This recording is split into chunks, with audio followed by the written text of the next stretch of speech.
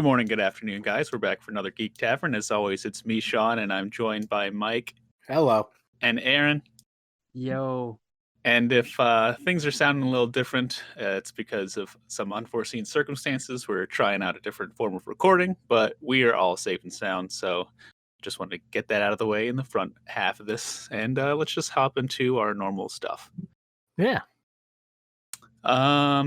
Aside from the recommendation, I don't think I watched anything because I was busy. I watched the Super Bowl, obviously, but other than that, nothing really popped to my mind. Yeah, what did I watch? I watched some of Captain America the First Avenger because I don't know, I'm obsessed. But recommendations really what I've been watching.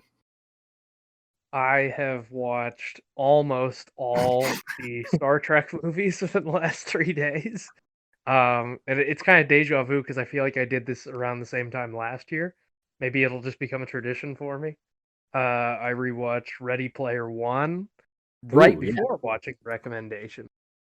Because it just like popped into my head with all the Mechagodzilla stuff going on. I was like, I want to rewatch that movie because it was actually good. And like it's been 2 years since that movie came out? 3? Oh 3 my years, god. I think? 2018, right? Yeah, I think so. Yeah, because so 2020 don't count, That's right. We just forget that one exists. Yeah. But honestly, after like 3 years, that movie's still pretty good. Like it still holds up pretty well. I feel like it hasn't been that long ago since I've watched it, but now that you're saying that, it's like, wow, it has been a long time. Yeah, I mean the effects are still really good too. Like watching it, I'm like, man, visually this movie is like it should be on par with Avatar. Mm-hmm. And the story is almost as good as Avatar. Ooh. Probably better. Ooh. You take I don't have fond memories of Avatar. No one does. There's no reason for them to be making 6 sequels or whatever nonsense is. I didn't know if like people like still like that movie because I remember there was some good buzz for it when it came out, but I watched it. I'm like, Jesus Christ, this is too long. Yeah, it is extremely long, and there's really no reason for it to be that long because it's just the same story we've seen and heard from all over. Yeah, again, just in space. Yeah, for real. Yeah, so the Super Bowl. Not that we talk sports really ever, because none of us are the biggest sports fans. I think. But what are you talking about? I love sports ball. Okay. I mean, I've watched the Super Bowl pretty much every year, mainly for the commercials, but Which have been steadily going on a worse and worse decline over the past few years. They've just all been kind of shit. Yeah. I don't know. I was just trolling everybody during the Super Bowl. Like anybody that was either complaining or praising Tom Brady. Like, well, I guess when I say trolling, I was trolling the people that were bitching about Tom Brady. But I would just I'd write GOAT in their comments or, whatever. But I just pretty much convinced myself that I am a Tom Brady fan. I mean, like him or hate him, he's the greatest player of all time. I mean, in my trolling, I just convinced myself. I'm like, you know what? I am a Tom Brady fan. So, no, I mean he's the greatest quarterback alive. Yeah, I mean, he's really just there's no disputing it. No, there isn't now. I mean, he has more rings than any team. Yeah. So, and I mean he did what he did to prove a point because so many people were like, oh, they cheat, him and Belichick cheat, and he's like, okay, well, I'm not with Belichick, so I'm gonna take one of the shittiest teams to the Super Bowl, and so he does and wins, and not just wins. I mean, it's an attest to what's the quarterback for Kansas City? Patrick Mahomes. Mahomes, yeah. Like that dude just didn't show up. I don't know anything about him, but he was not there. No. So I don't know. There's no real end game in what I wanted to specify about that, other than I'm kind of like, I downloaded Madden 20 because it's on Game Pass. So I've just been playing like sports games because for some reason I'm intrigued now. But yeah, that's what I've been doing. Right. Well, even though we're in the midst of a pandemic, there was a couple of movie trailers. I guess they're hopeful that movies are going to come back into being a thing this year. Which I hope so, but I don't know if any of them had specific release dates. I know Coming to America 2 does. Yeah, I think is March 2nd? Yeah, something like that. It's real soon. Yeah, on Prime. Amazon Prime. You know what? I don't know if I specifically saw this one because it was only like a 30-second one, but the one before this that's slightly longer, man, does this look really good. I mean, I really like the first one. But this one, I mean, there's no reason we need it, but at least it looks funny. Yeah, Eddie Murphy's finally back into the movies again after taking how many years off. And this movie just looks like it's him and Arsenio Home just having fun. Right. Yeah, I mean that I just rewatched that too because it's free now on Prime because they're trying to get people to watch that one before the sequel drops on March 2nd. So I rewatched that recently and I was like, you know what? It is still like a classic. Yeah, it's pretty great. What were the other trailers? So we had the Fast 9 trailer. That one actually got me excited again. Did it? I saw the first trailer and I was like, yeah, whatever, it's okay. And then that one that they had on that Sunday, I was like, oh, that actually does look kind of neat. That's really funny because, you know, even I, who I love pretty much all of them, even when they get ridiculous with like basically superhero stuff. But I was a little drawn back by the shot at the end of the trailer where, like, I forget who's driving it, but they're driving basically a big magnet. Oh, yeah. And they pull the car through the building.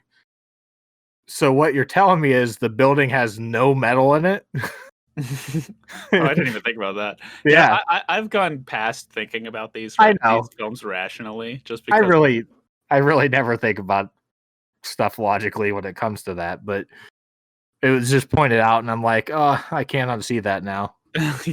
That's true. It's just like driving, and then it flips completely like 90 degrees and flies through the shop or whatever. Yeah. It's so. I have a question about the trailer because I didn't watch that trailer. Did they just play the same trailer 2 years in a row? No. It was there. There was some new shots in it. Oh, okay. I completely forget the original trailer, so I can't be. John Cena showed up because there's a meme that showed up on my memories that said Dom's brother was there the whole time. We just couldn't see him. And I was like, oh, that's right. They did have a trailer last year. I mean, Cena showed up in this, but it wasn't like. It was just him driving something. Yeah, it wasn't like, you know, it wasn't like the last one where they were like, hey, here's Dom's brother. Like, he was just there. Oh. Like, how much does a Super Bowl ad cost again? Like, I'm trying to remember like $5 million or something. $5 million for like 30 seconds or something like that. At what point are you like so confident in your movie? I mean, granted, they are extremely confident because people will go to see their movie no matter what year it comes out. But like, I feel like that's like you go to buy something at the grocery store and then you walk right back in and buy the same exact thing and just look at the cashier and just be like, hi, me again. You know, like that they showed up to like the pitch or wherever they have to like put their ad and they're like, didn't you guys do this same movie last year? And they're like, and then they just slap it down and they're like, run it again. That'd be funny. I mean, think I would have preferred if it was the same exact trailer. That made me laugh. Oh, that would have been hysterical because the Yeah. internet just would have ate that up. I would honestly. I would think that would be funny, but so some of the other ones, I didn't watch this one. The movie called Nobody. I don't even know what it is, really. Oh, it's like a John Wick type movie. Oh, that's the John Wick one. Okay. Yeah. I remember people talking about that now. I didn't watch it though, so I don't know anything about it other than they're like, it's John Wick ripoff, and I'm like, well, I'll watch it. Yeah, with a comedy actor. Yeah, it's kind of bizarre seeing Bob Odenkirk be like a badass, but I like it. I'm excited for it. I didn't see the Super Bowl commercial, but I saw the original trailer for it. Okay, I liked it. So, I forget what we discussed beforehand, but the trailer for Old, the M. Night Shyamalan movie, I gotta watch this movie because it just made me uncomfortable. Like, I don't know. Yeah, so Aaron, since you didn't see the trailer, the premise is like a family goes to a beach and then like they are aging at a rapid pace. Like the kids show up and then they go away and like into the woods or something, and then they come back out and they're like a teenager when they were just like 4 years old, or like not even 2 hours ago. I think it's more like yeah, exactly. I mean, I did think about that when I saw it, but this is like in a scary way. Like, yeah, like the one girl, I don't know if she was already pregnant, but like it shows a shot of her like giving birth because like, you know, rapidly happening. Yeah, she was like a kid though. She was like a pregnant like child. Okay. Yeah, so it was weird. It looks completely messed up, but I kind of want, like, I was like, I gotta watch this. Oh, I see M. Night's going for the Oscar this year. Exactly. I'm curious of what the twist is going to be. Because, you know. Yeah, right. Yeah. They're all being, like, at the end, it'll just show them all being born. It'll be like in a hospital nursery or something, like that they're all like it was all their like way to birth. I don't know. It's gonna be some weird shit like that. Yeah. Somebody with like some middle-aged person with Alzheimer's, and this is just how he perceives time. They take the same vacation trip each year, and he just can't comprehend time regularly.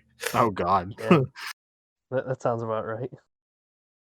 The next thing, again, I don't. This is connected to something. The Clarice. Yeah, it's a TV show. Yeah, it's I don't know if it's supposed to be a prequel to Silence of the Lambs. Right, that's what I was trying to think of. Because Buffalo Bill was in the one. This was like an NBC show, so it had like 10 ads. I was gonna say, like, if they had to pay for them, this has so much money behind it. But I think it was on that channel, so I don't think they had to pay. Yeah, but wasn't that Mads Mikkelsen show called Hannibal? Wasn't that about Hannibal Lecter? Yeah, it was about Hannibal Lecter before he was caught. But this is about Clarice. I think it might be after. Yeah, it's after, I think. Yeah. Okay, because it showed like her, like it showed Buffalo Bill in one of the trailers, so it must be like a flashback or something. Yeah. Okay. Yeah, I don't know. I don't care. I've never really seen those movies anyway. Yeah, or a movie. I don't know. Is there only one? No, I think there's two of them. But the first one is the best one with Anthony Hopkins. So I think He's in the second one though too, isn't he? Well, yeah. Well, he did such a great job that they're like, here, you can have these movies, and then just gave him movies. Yeah, pretty much. Next, we'll go into Superman and Lois, just because, you know, I think we all have seen the Falcon Winter Soldier one. So, I didn't even watch the Superman and Lois one until last night. I watched somebody react to it because I was like, I guess I'll watch somebody react to it. And I was like, wow, I actually might want to watch this show. It, like, like CG wise and whatever, it just looks pretty legit. And I kind of like the premise of it. They're married and have, I think it had 2 kids in there. So I might check it out. Something to do. So it's WandaVision. Yeah. Superman's very pissed off. He's Everything's WandaVision now. I'm confused. Who are playing Clark and Lois? The people from the Arrowverse. Yeah, Okay. from CW Arrowverse. Oh, okay. It's one of those shows. I kind of fell off that wagon, so. No, I know. Me too. But the suit looks really good. I don't know. It just looks good, in my opinion. Aaron, did you know this, that Wyatt Russell is in Falcon and the Winter Soldier? Yeah, he plays U.S. Agent. Yeah. Yeah. I didn't know that until Football Sunday. Well, they kept showing, like, this has been over like the last year because it was supposed to be out a year ago. That he's playing John. Oh, why can't I think of his last name? But he plays U.S. Agent, so he's like a super soldier, but he's a dick. Yeah. Like he's one of the worst people to be given the serum to become a Captain America. But I saw that he was cast as the role, and I saw like a couple set photos of him with the shield and with the U.S. Agent suit on, and I was like, all right. I was like, I'm on board with this. I'm like, I don't care if he's the bad guy. I'm like, I'm fine with that. Or a bad guy. I guess since it's serialized, I'm assuming that they'll tackle like one bad guy a week or every 2 weeks leading up to Zemo. Yeah. I thought it was kind of funny because he looks exactly like Kurt Russell, so all of the people that aren't like in on Marvel are gonna be confused because he looks exactly like Ego. Oh yeah. They're gonna be like, wait a second, that's the guy from Guardians of the Galaxy 2. Yeah, Star-Lord's dad. Just hanging out. I'm wondering if they're gonna do the like To America storyline since U.S. Agent's in it. That would be cool, and I have a feeling that they're gonna do both that and they're going to have No Escape be part of it too. Yeah, that's what I would think. Because I think both of those, because this is their time to tackle all, because everybody realizes that the Ed Brubaker Captain America stuff works so well. I mean, we got 2 great movies out of those stories. So I feel like just keep pushing those stories because they're the ones that are getting people to love that part of the universe. Yeah, I think that's probably their best route of taking things. Yeah, this I was very amazed at the way that this was shot. How like in WandaVision, everything, you can tell everything's a set. Like there's no real big open spaces really, other than last week's episode, but we won't get into that yet. But this had like very big open areas, like where he's flying through the desert and stuff. Yeah, like those kind of shots, they look very cinematic compared to like a TV show.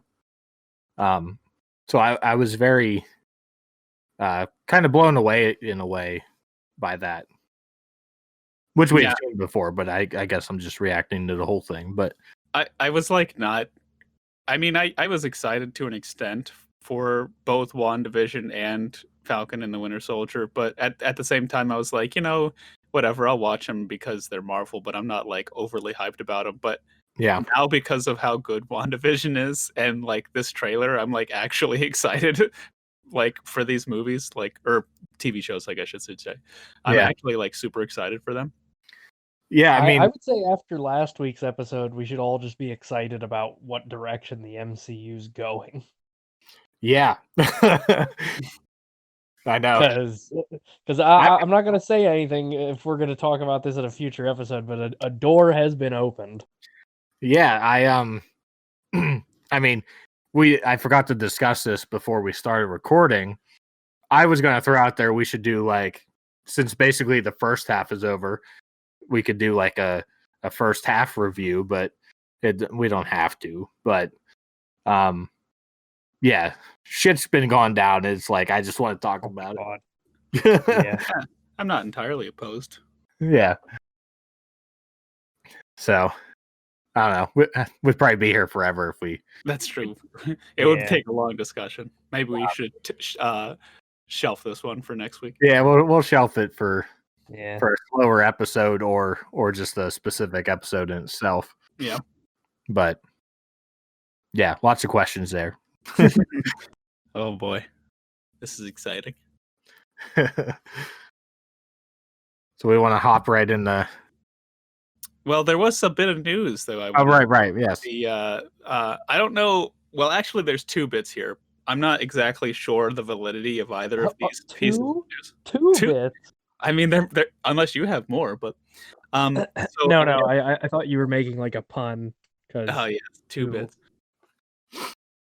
But yeah, I don't know the validity behind either of these news stories, I guess I'll say.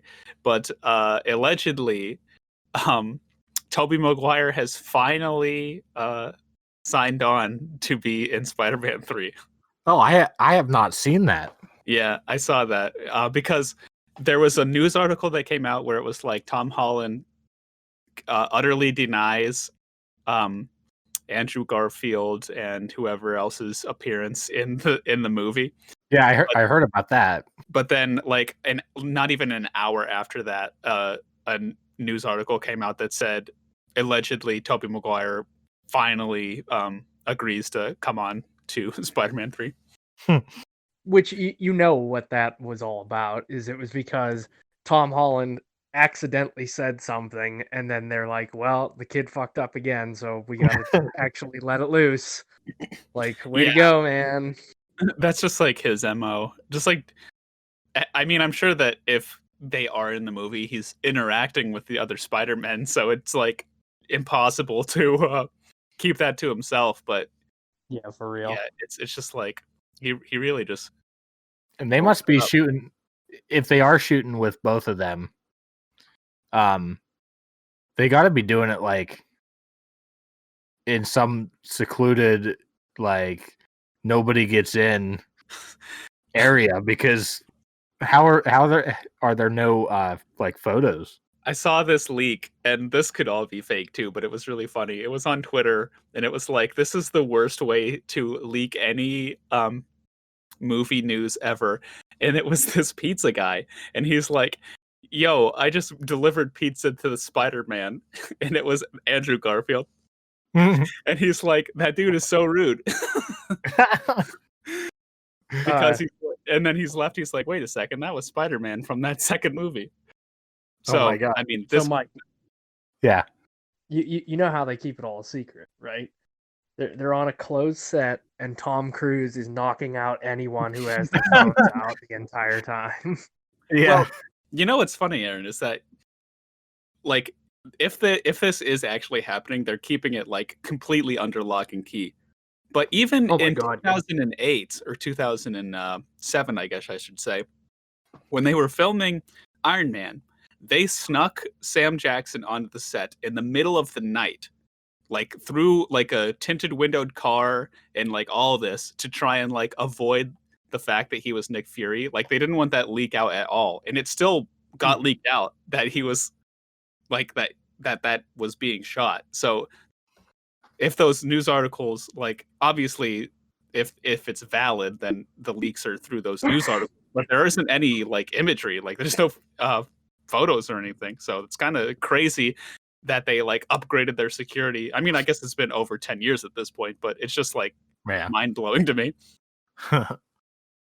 Yeah, I mean, it is. It's one of those things, but it's like, are they filming on a soundstage, like somewhere, like where they're not out in the open or don't have any sets built. Like, what if they're filming everything that requires only like a soundstage set now until they can actually go out and build like the sets that they can do? Like, I think they're trying to get all the info out there so it's not like leaked out and ruined for everybody, that they're trying to like give out some of this information and be like, okay, yeah, Alfred Molina's in it, Willem Dafoe's in it, Tobey Maguire's in it. That way, whenever it comes, like whenever they're shooting in a place where somebody could take a picture, they're like, oh, okay, well, it's not a shocker, we already knew that. Like, Yeah, maybe they're saving their biggest thing for last. Yeah, you could be right. There's some speculation out there that, like, we're not even going to see them that much in this movie. It's going to be like the end scene of this movie, and they'll actually play more of a part in Doctor Strange too. Oh, wow. Because Sam Raimi's directing. Yeah.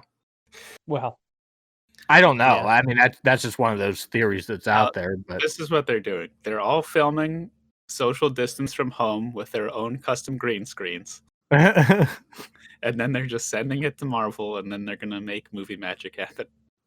it's all just shot on Skype. Wouldn't that be crazy? It would be crazy. It would look awful. Yeah, it honestly God would look. Yeah, but what if they sent like a professional one out to each one of their houses? Be like, yeah, we're just gonna put you in green screen. Everybody just has a house big enough to accommodate a green screen set. I mean, both of those actors probably do. I don't know about Andrew Garfield, but Oh, yeah. I doubt that's happened, but I'm sure they could figure it out. I don't know. Whatever. And the other bit of news was who was it? A rumor of somebody being cast as Knuckles. I can't remember. Jason Momoa. Oh, Jesus. As the voice of Knuckles for Sonic 2. Really? And He obviously already had a voice though. He showed up for 2 seconds. he had a voice? Yeah. No, that was Tails. Oh, you said Knuckles. I'm sorry. Yeah. Yeah. So Still no. and Yes, then obviously I agree. Jim Carrey will have a bigger part in the movie, in the sequel. And I can't wait for that. Yeah. Like I know that wasn't like top tier, like award-winning movie, but I fucking love that movie. It was pretty fun. No, it was a good movie. It was a very fun movie. Yeah, I mean it's not like mind blowing. I still think Freaky was my favorite. What? Yeah, One? that might be my favorite too. Freaky from it was the one where Vince Vaughn traded places with that teenage girl. Yeah, I never got to see that. Yeah, it was pretty good. Yeah. I wanted to see it. I'll have to rent it sometime. Who would you have preferred to voice Knuckles? The Rock. That's what everybody was saying. They wanted. Oh, really? Yeah. I just threw that out there. Either one of them is fine for that role. No, I don't care about voices. I just don't want to look at Jason Momoa anymore. Why not? I don't know. I'm just annoyed by all the women being like, "Oh, he's so hot."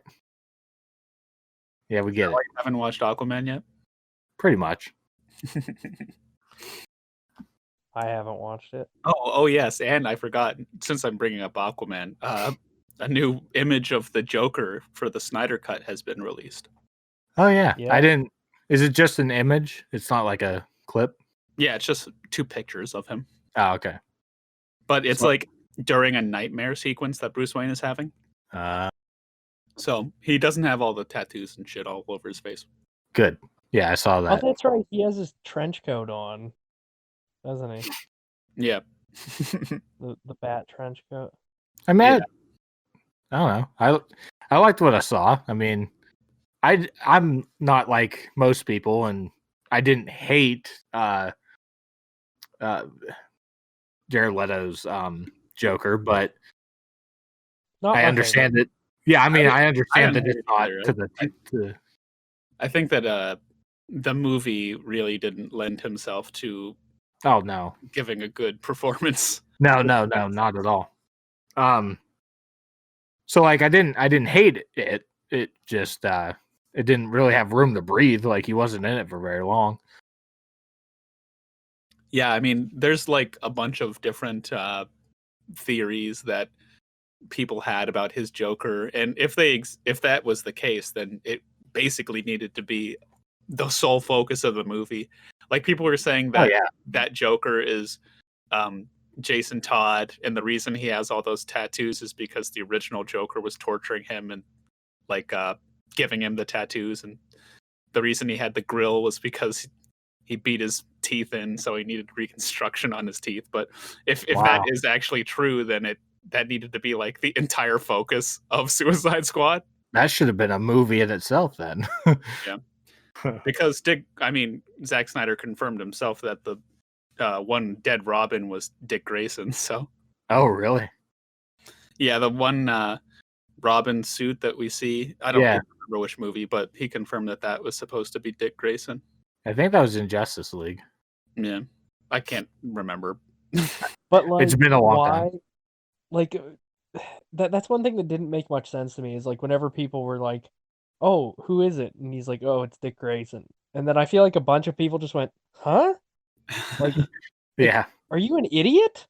Like, why would you not make it Jason Todd? That seems like the better thing to do because then you have more material you can spin out down the road instead of spinning your wheels in all different directions and going, the 1970s Joker movie.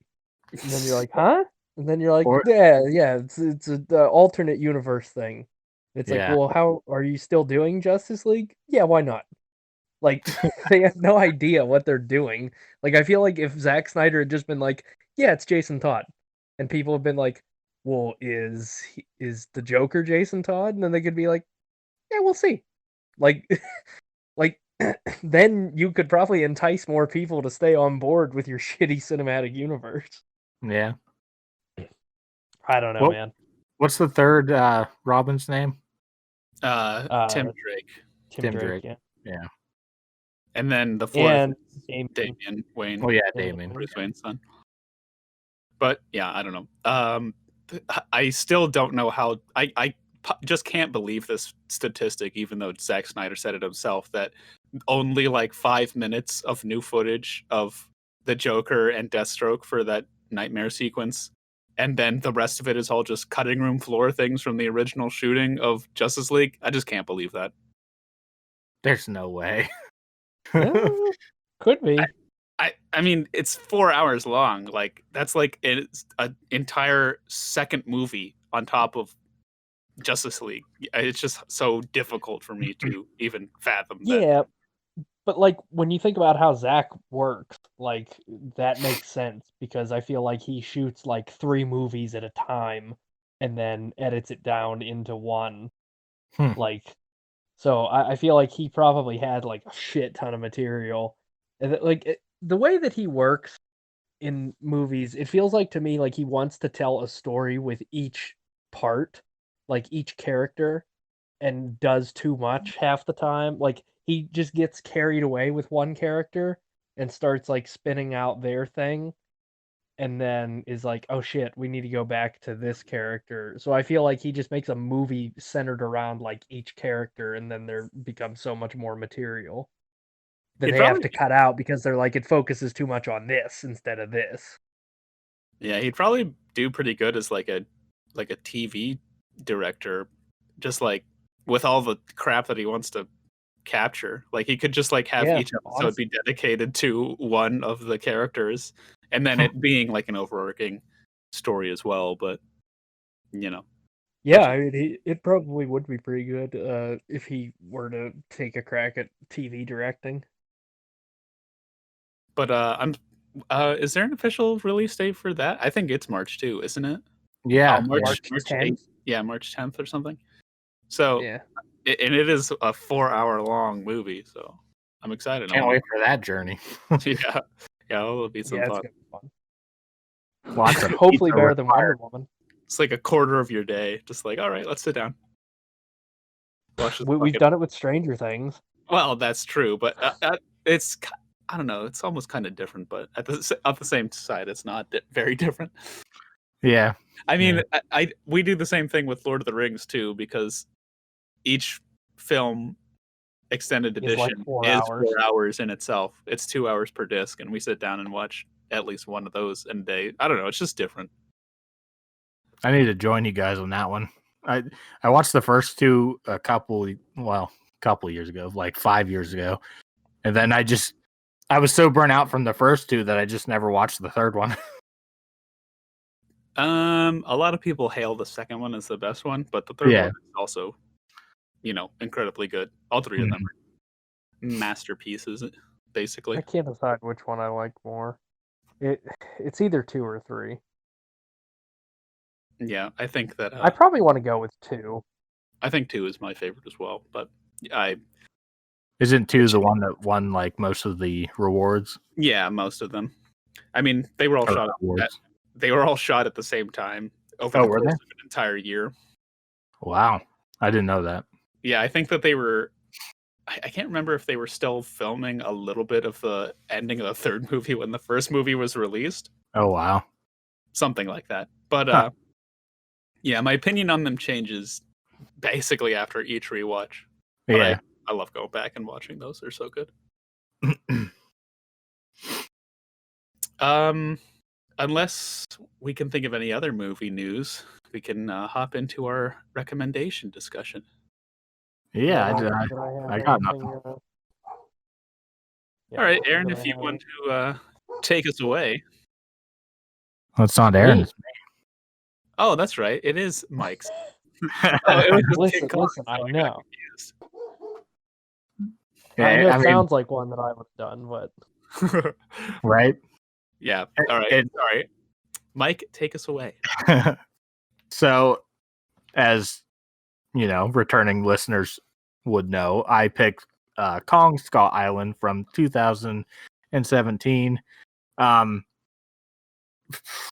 I'm just going to start off by saying, how the hell did I wait this long to watch this movie?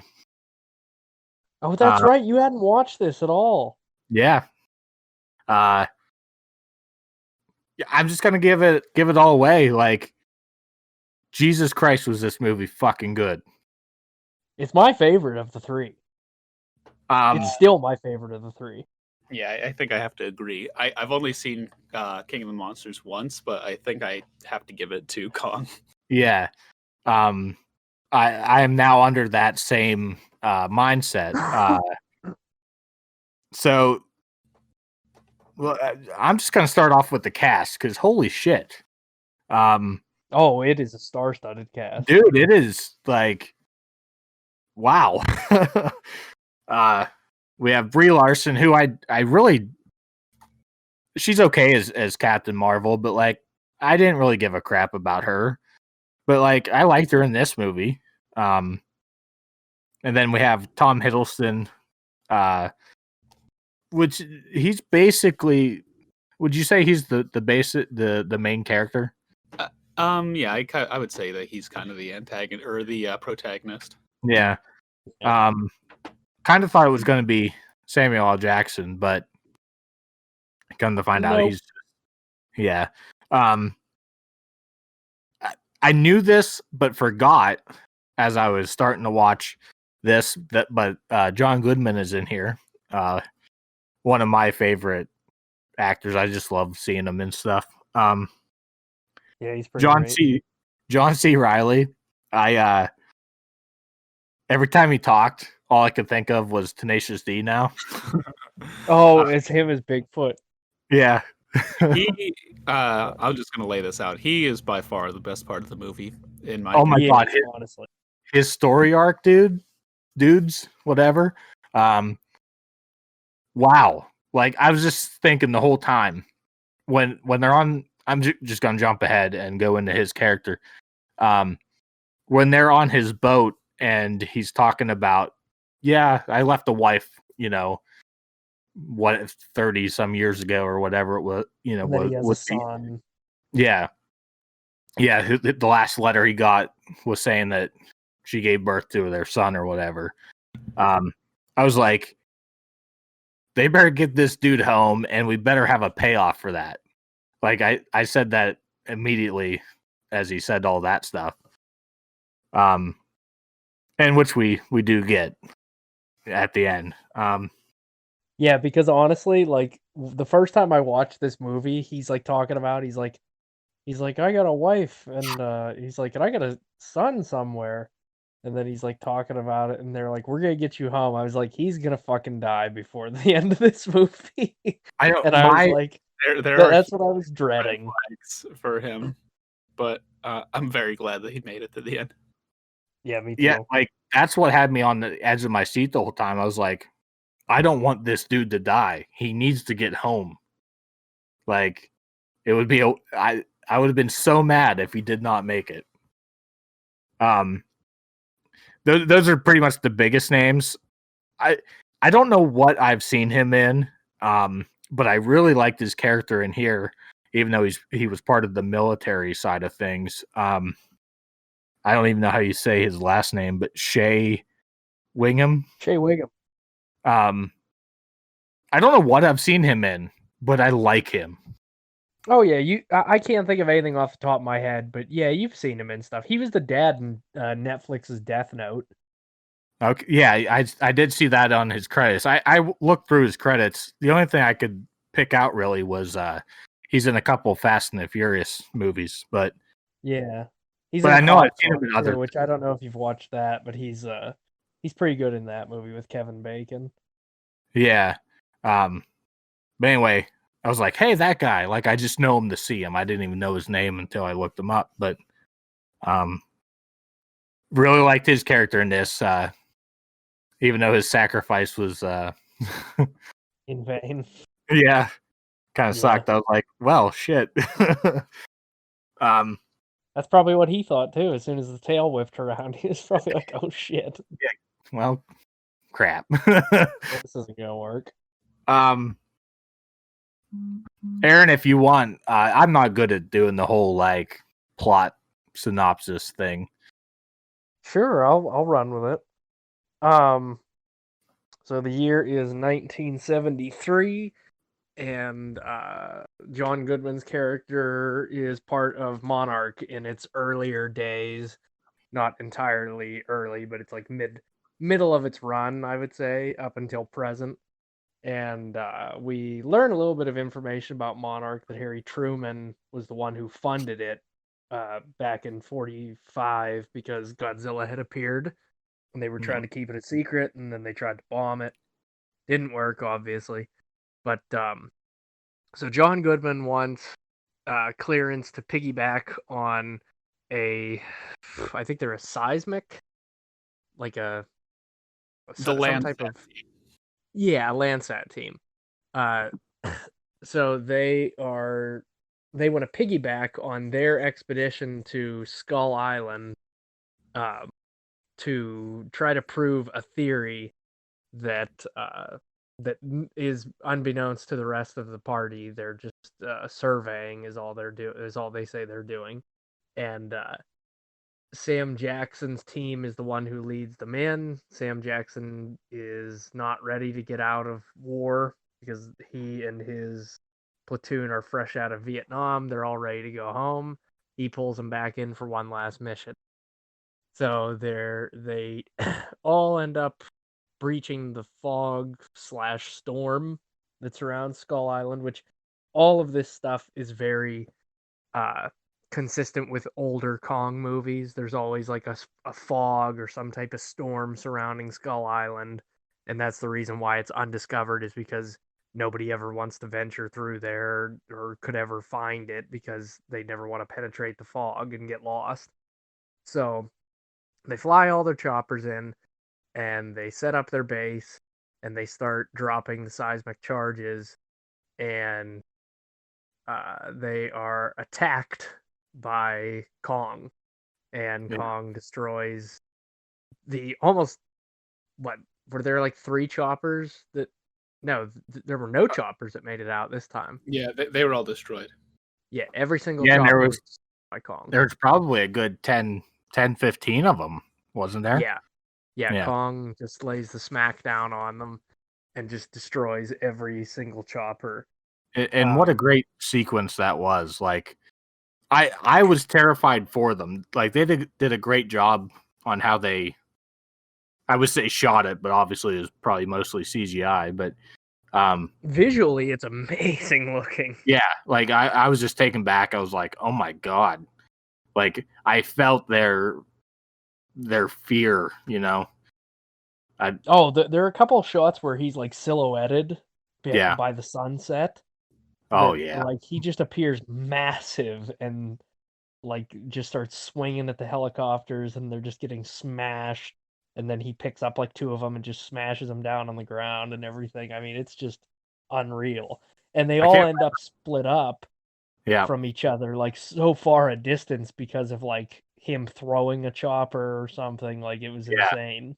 I can't remember if it was during this sequence or later on with maybe a different no, it has to be this part.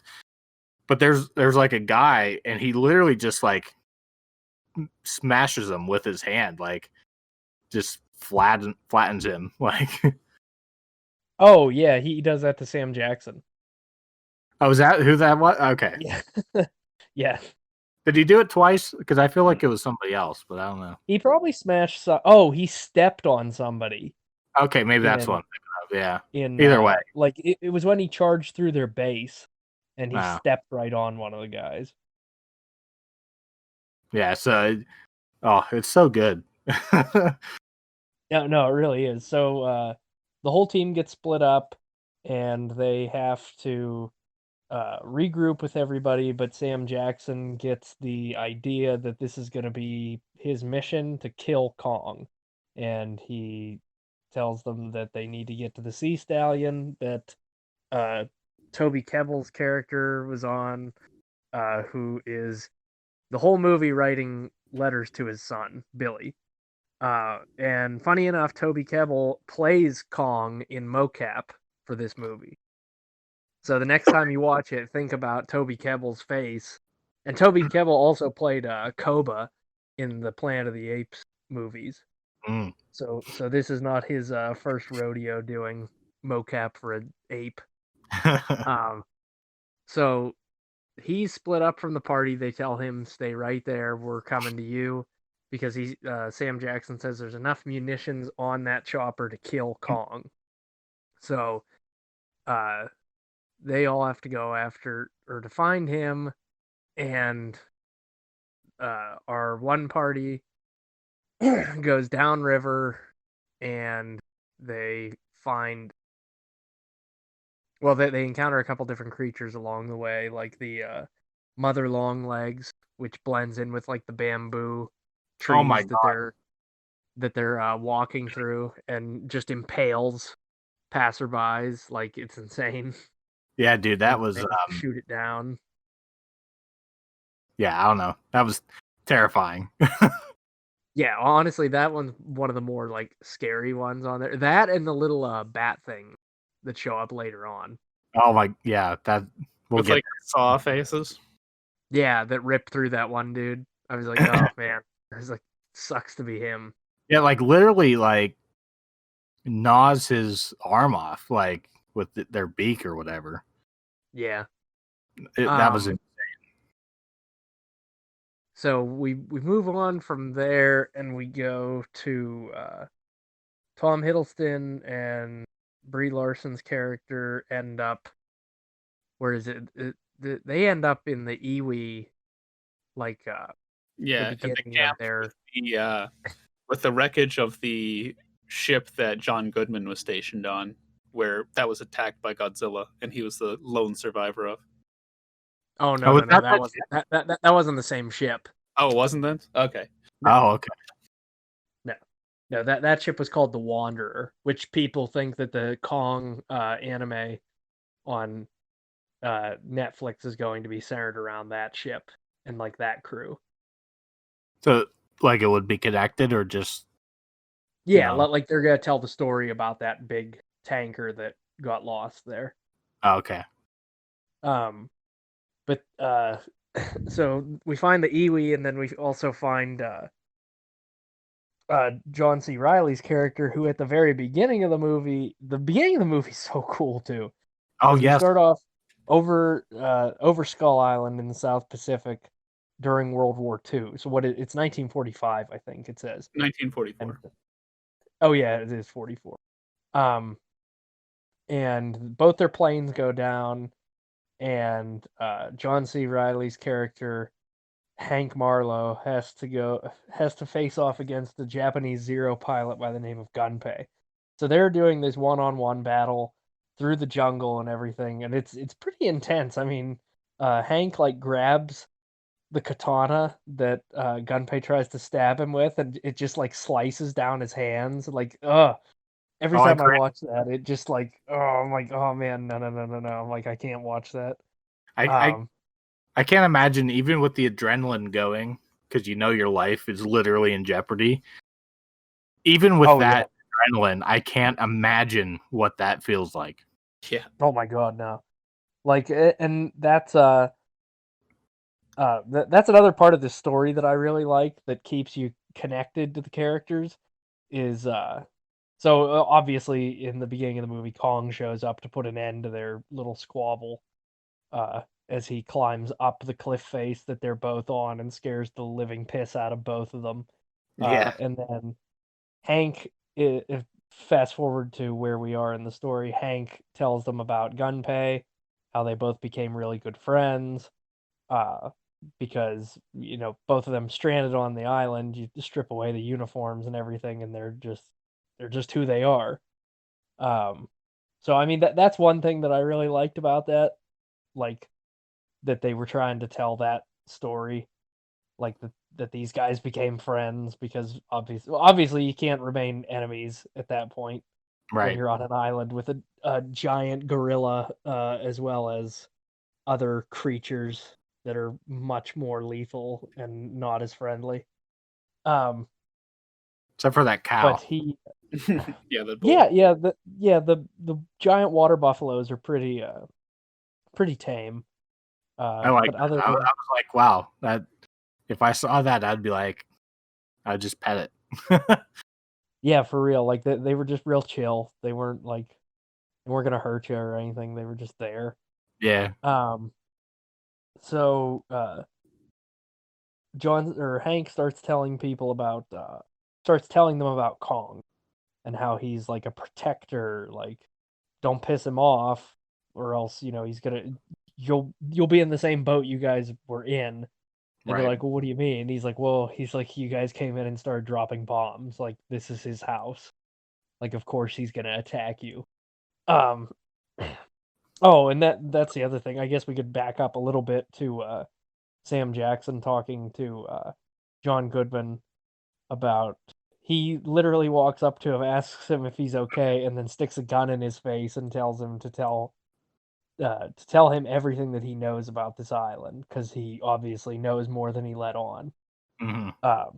And he tells Sam Jackson about Monarch, about how his ship, the USS Lawton, was attacked by Godzilla. He doesn't say it flat out, but you know that it was Godzilla.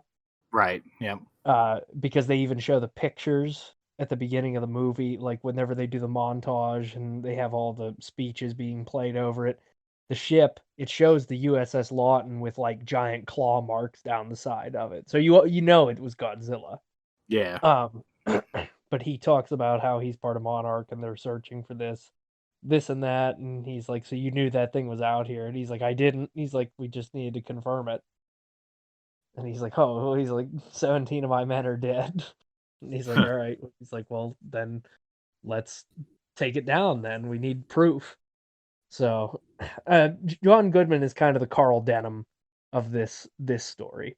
Mm-hmm. He's very much the, I need to prove to the world that this exists. I need proof and all that. He thinks it's gonna really solidify him as an upstanding, because right as it stands, he's just kind of this crackpot that everyone. Yeah, what's the line he says? Like, yesterday I was a crazy man or something. Oh yeah. I forget what the exact line is, but he does say something along those lines of like that he was a crackpot. Today I'm something, he says. Yeah.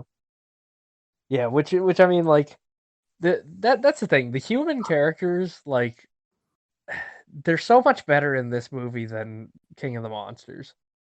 And I, like I said, like I've always said, I'm a bigger Godzilla fan than I am a Kong fan. Me too. And the fact that King of the Monsters has 4 of my favorite monsters in it, it's still good to me, but Kong is better. Kong Yeah. is just better, and I don't really see any way to dispute that. Like, in my Yeah. mind, like I could try talking myself into saying that King of the Monsters is better, but I know I could never actually like bring myself to be like, yeah, it's definitely better Yeah. because it's not. Yeah, even like I think that's why I hadn't watched it because I'm like, I don't like King Kong's okay, like whatever. But I don't know. I might. This has become a must watch again at some point. Yeah, all of I've these probably characters watched are this so like good. 3 or 4 times. Like they're all human. Like you say, Sam Jackson's character Packard, he is obviously he can't get like he can't leave the war even though he's ordered to. And then you have Cole and his like kind of friendship but rivalry with that other soldier. And Brie Larson's just there to be a war photographer.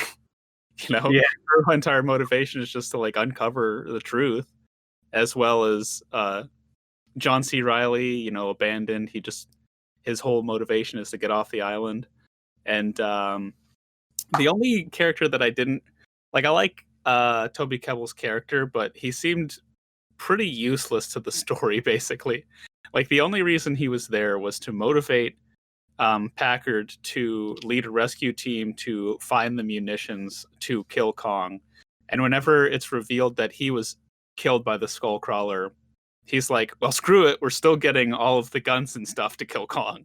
Yeah. Like he was Yeah. just an excuse for Packard to use. And I feel like he was kind of wasted that way. Like he's just sitting there. The only reason that he was, and we cut back to him a couple times, and the only reason we do that is to just show a couple of different creatures that live on the island, like that big bug log thing. Oh yeah, the spore mantis. And then that whenever Kong fights that giant squid, like that's the Oh only yeah. reason that we cut. Like that's the only reason we even cut back to I can't remember his name, Jack. Chapman. Yeah, Jack Chapman. Chapman. And like I liked the running gag that they had with him, where it's like, "Dear Billy, we're in hell right now." Like, "Dear Billy, hang on to your butts," like shit like that. Like I like that, but other than that, like that's the only thing that he really added to the story. Yeah. See, it makes sense for what they were trying to do, because when you think about it, Andy Serkis's character in whatchamacallit, Lumpy, Yeah, in Peter Jackson's King, he had nothing to the movie, but he was in it just because he played Kong. So I think they were just kind of doing the same thing where they're like, well, we'll give Toby like a little role and have him interact with Kong because he's Kong. I guess. Like I'm guessing they just gave him the role because they're like, well, you're mocapping Kong, so we're gonna, and you're an actor in other things too, so we'll just throw you in here. People will recognize you. It just seemed like he was only used as an excuse to get them to the the final confrontation between the military operatives and Kong near the climax. Oh, definitely. That's all it was. That's all it was just for him to. He was just a plot device to get them to there. And even Packard knew. Packard was like, he even thought before they found out Chapman was dead, he's like, even if he is dead, we're still killing him. Yeah, exactly. Like, that was just I Packard thought going off the thing deep was funny. end. Whenever I forget, they're talking to him, and it's like, he didn't kill your men, or Kong killed all those people, and then he's like, yeah, well, Kong killed all these men, and he holds up the dog tags. It's like, those were scattered over like 5 miles. How did you find all of those dog tags? Yeah, for real. Yeah. That doesn't make any sense now that I think about it. Yeah, But he had like he had to do it just to prove a point. Like, yep, well, all of my men, all 15 of these men are dead. another thing that I find kind of funny is that like the entire thing is like time sensitive. They're like, we got to get to the evac point by this time, but they continually get like more and more sidetracked. Like they're like, okay, we got to get to the evac point this time. And it's like, okay, well, we're gonna go through this cavernous mass grave to get to Tony Kebbell, and it's like, well, we should really be going to the evac point instead. Yeah. Like they bring up, it's like, okay, we have 48 hours, and then after that, it's like we have 24 hours to get there. It's like you should just be going there. Yeah, for real. But no, Yeah, they're they should have stupid. just left Samuel L. Jackson like go do his thing. Like screw Well, you, buddy. We're just going. We're going. yeah, I mean that's the final breaking point. I'm sure the military personnel feel obligated to follow him because he's their commanding officer, but the final breaking point is whenever they're like, we're going to kill Kong, and everyone's like, I just want to survive and leave. Yeah. Yeah. After, I mean, he basically gets like all of his men killed except for 5 of them because they go through that skullcrawler den. Yeah, for real. And I think that at that Yeah. point they're like, okay, we should just leave. Yeah, at that point I'd just be like, all right, time to leave the crazy colonel back behind.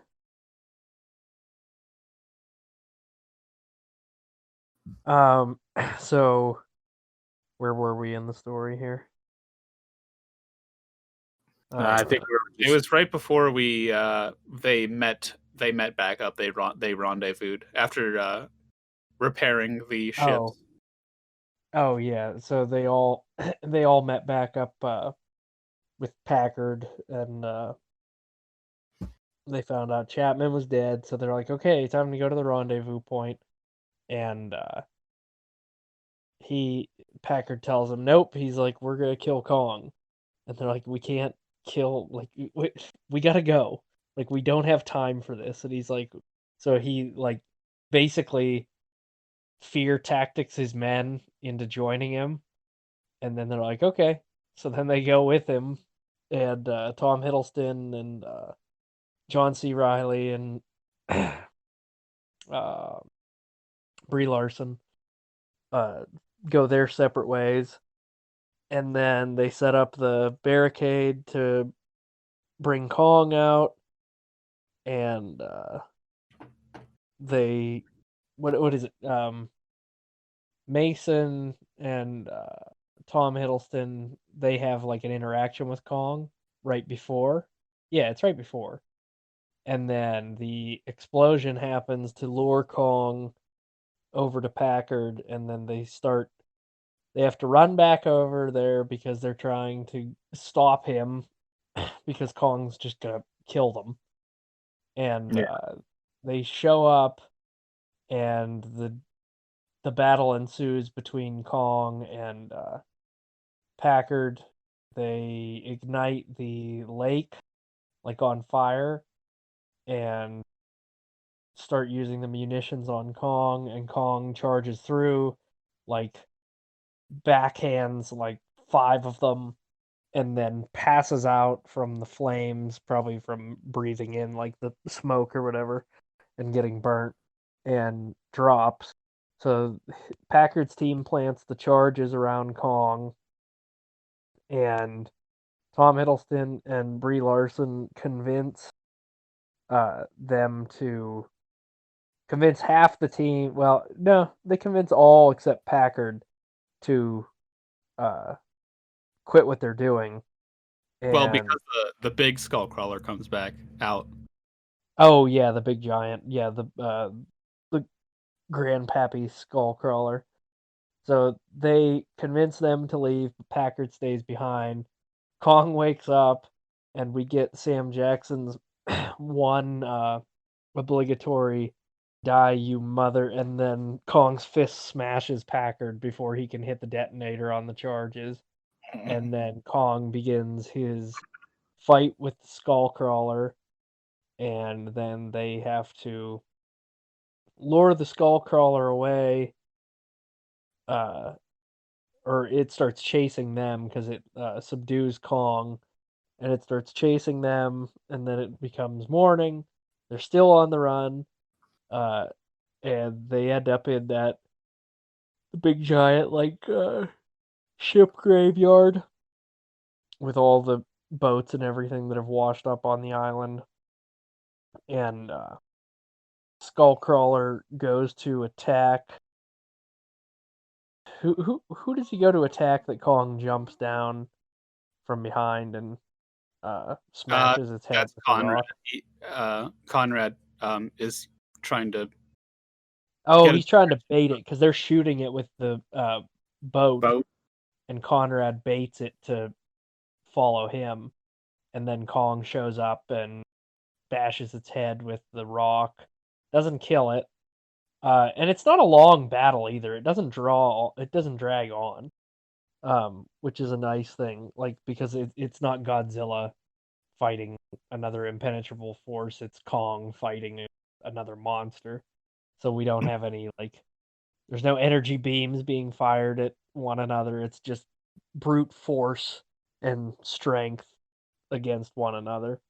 And it ultimately ends with Kong beating the hell out of the Skullcrawler, and then with some help from Mason Weaver with shooting it in its one eye with a flare gun, and then Kong is able to slice up its stomach with a boat propeller, which actually that's pretty cool. When he I like wraps up the chain and starts using it as a weapon, which that's another thing that people remember when people started complaining about Kong with the axe, and I'm like, why? He uses melee weapons anyway. Like he takes whatever's around him and uses it as a melee weapon. Like he even did it in Skull Island. But he slices up its stomach, and then he it is the hand that or maybe it's not that hand, but I think it's the hand that Mason Weaver's in that he ends up having to rip the tongue and everything out of the Skullcrawler. Yeah, she's in his hand when I thought so. Yeah.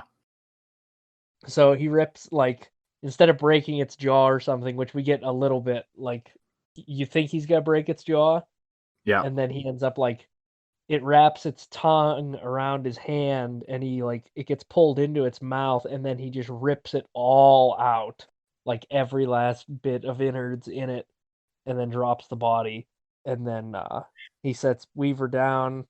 Conrad goes over to help her, and then they all get on the boat as Kong leaves, and they get and this ending kind of freaked me out a little bit, because when the boat meets up with the choppers for the rescue, the camera goes back to the island, and it shows Kong come around a mountainside and sees the helicopters and starts freaking out again. And I was like, oh, so are they all dead?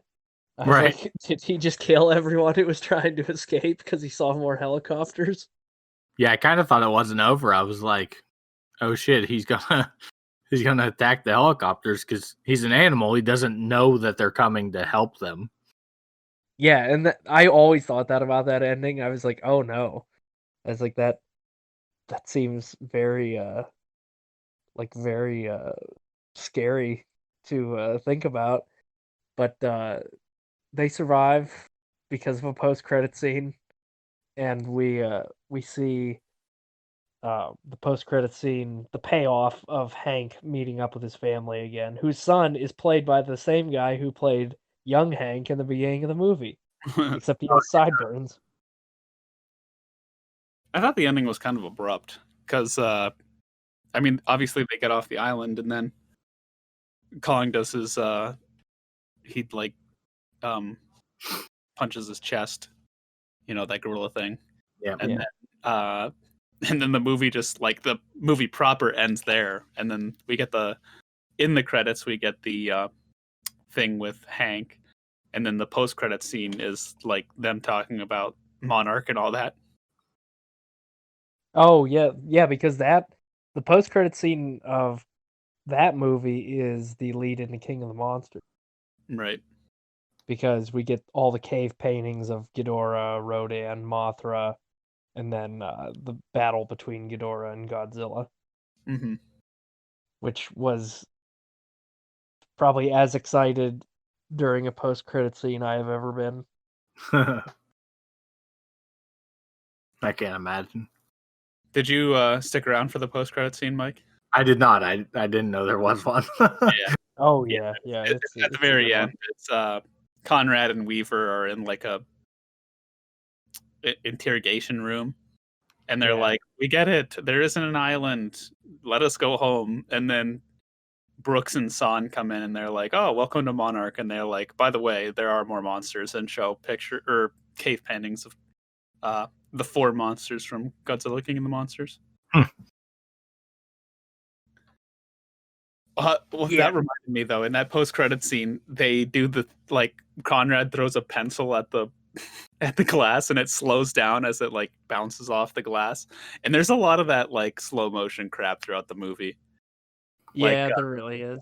Whenever they throw that spark and it blows up in the Skullcrawler pit, like they get blown back, and it's all slow motion as they're flying through the air. Like that happens like 3 or 4 times.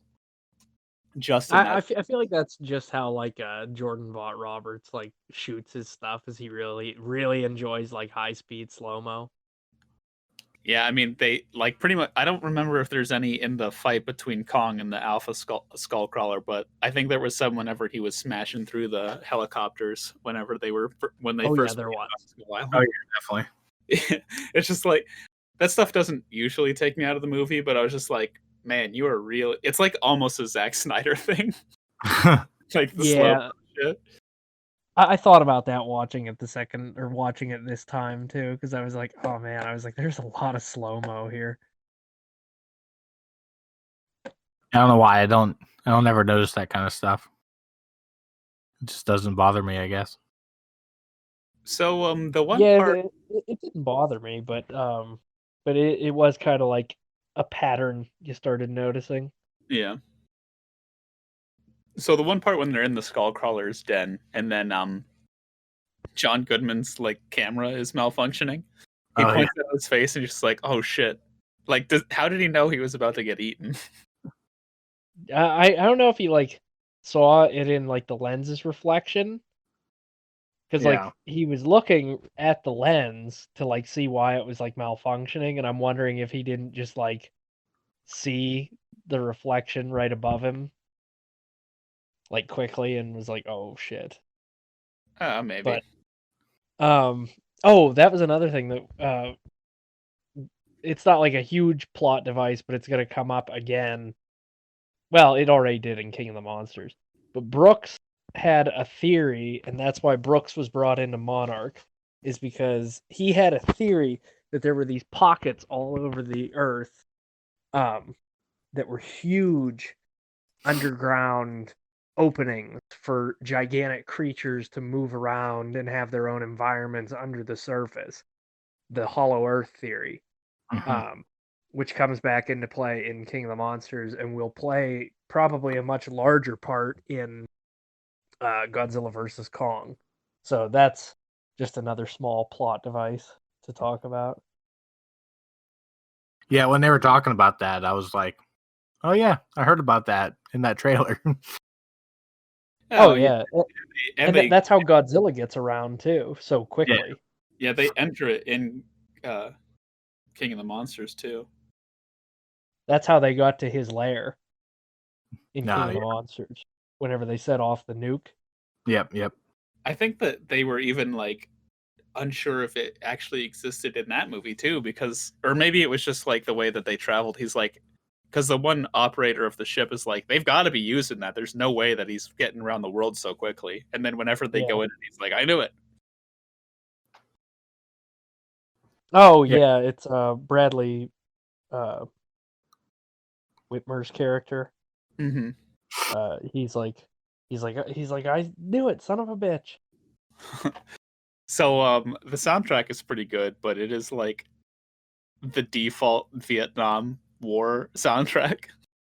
Yeah, but I love it. It is, and it was it came at a time that I feel like a lot of directors were like, I want to be the next Guardians of the Galaxy, so they were just shoving a bunch of songs from that era into their movie, and they're like, this, like, praying to God that along with the soundtrack that they were going to release like the album with it too. Like, okay, yeah, it'll be like Guardians of the Galaxy Volume 1. Like, because I feel like there was that, Suicide Squad, and Guardians, like, all did that around the same time. And I was like, oh, they're all just trying to copy the formula. This one makes sense though, because it takes place at that time, though. Yeah. I mean, And probably... there really aren't any bad songs in it either. I didn't dislike it. I just thought it was like, oh, this is so typical of a war movie, and it is kind of a war movie too. Yeah. Oh yeah.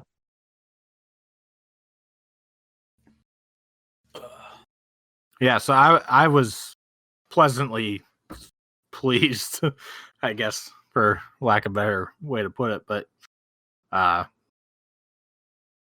of kicking myself that I didn't watch this way sooner.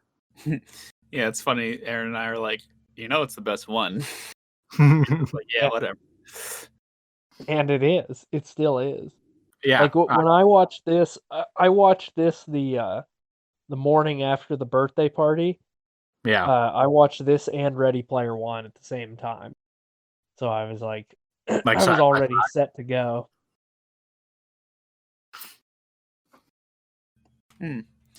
Yeah, and then so obviously we learned that Kong is a baby in this one, and he's going to be a full-grown adult. I like that one line John C. Reilly has where he's like, well, you better hope that he keeps on growing, because if nobody's around, then the Skullcrawlers are going to kill us all.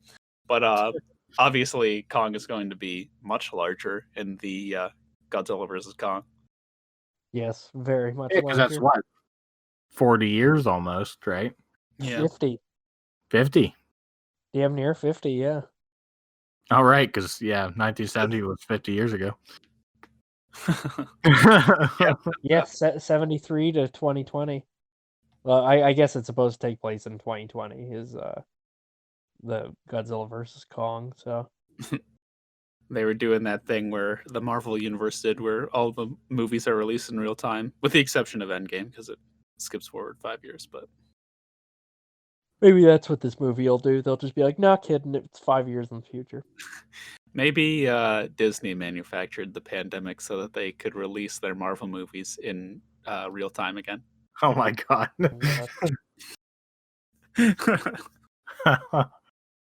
Wow.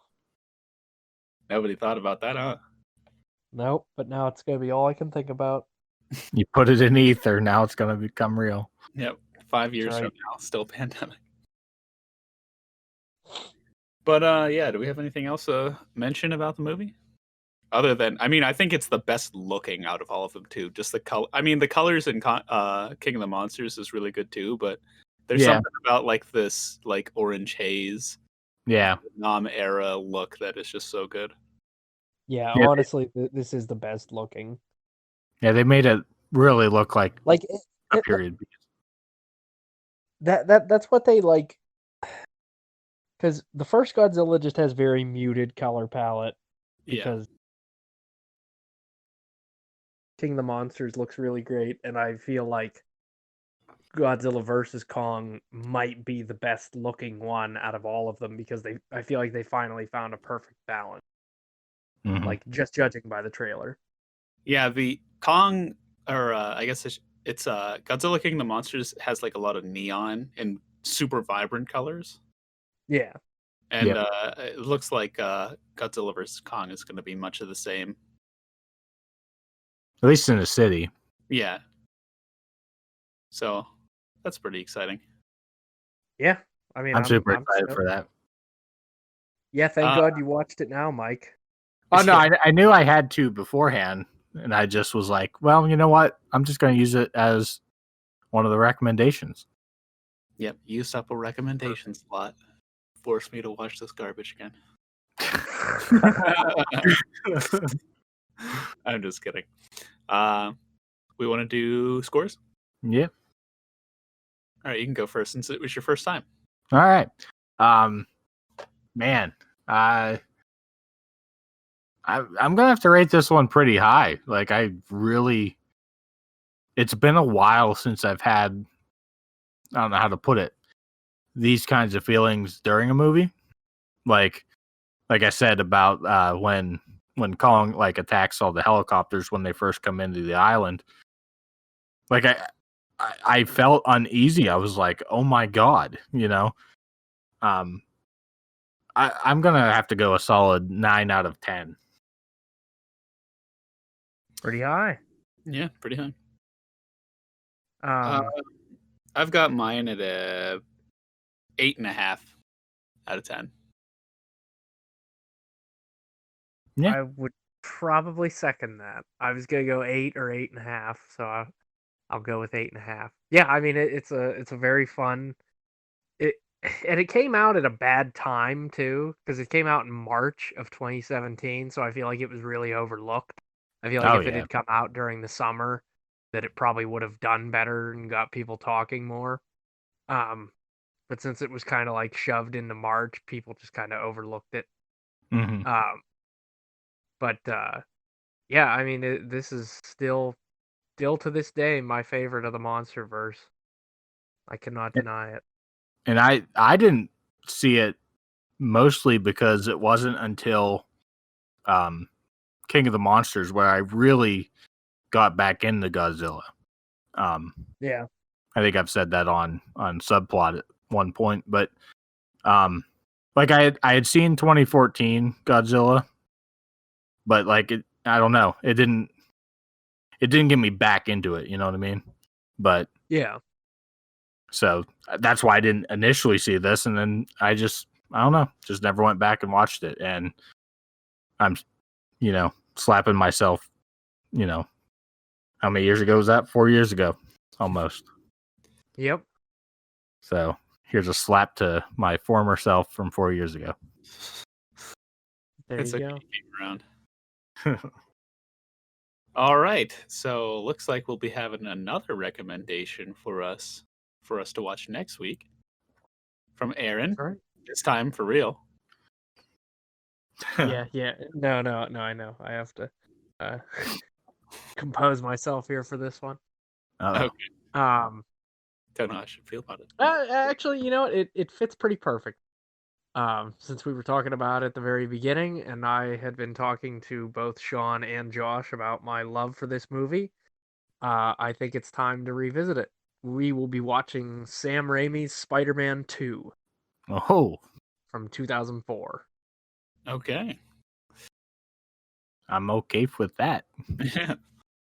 Yeah, If me only- too. It's time to revisit it. I If might only you weren't locked up for the more time, we could just go back and watch all three of them. I mean, I was just probably gonna could. say that I'm probably gonna watch all three of them. Yeah, well, yeah, I mean, I'll probably watch all three anyway. okay, well, we might be just one, might be all three of them. We'll have to see what I can get around to. But We'll find out. yeah. Thanks everybody for watching and listening. I hope you enjoyed our conversation and discussion about the Super Bowl and all the things that happened there, and of course our recommendation of Kong Skull Island.